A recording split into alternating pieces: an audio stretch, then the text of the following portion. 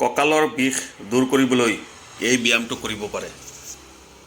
মেৰুদণ্ডৰ সমন্বয় ঠিক ৰাখিবলৈ এই ব্যায়ামটো কৰিব পাৰে আৰু কুচন ডিস্ক ঠিক ৰাখিবলৈ এই ব্যায়ামটো কৰিব পাৰে। যিকোনো বয়সৰ মানুহে এই ব্যায়ামটো অতি সহজেৰে কৰিব পাৰে। কঁকালৰ বিষ দূৰ কৰিবলৈ এই ব্যায়ামটো কৰিব পাৰে। দিনত খালী পেটত 20 বাৰ আৰু ৰাতি খোৱাৰ আগতে 20 বাৰ এই ব্যায়ামটো কৰিলে অতি সহজতে আপোনাৰ কঁকালৰ বিষ দূৰ হ'ব আৰু মেৰুদণ্ডৰ সমন্বয়টো ঠিক ৰাখিব পাৰিব। লগতে কুচন ডিস্ক ঠিক ৰাখিবলৈ এই ব্যায়ামটো অতি উত্তম। কঁকালৰ বিষ দূৰ কৰিবলৈ এই ব্যায়ামটো কৰিব পাৰে।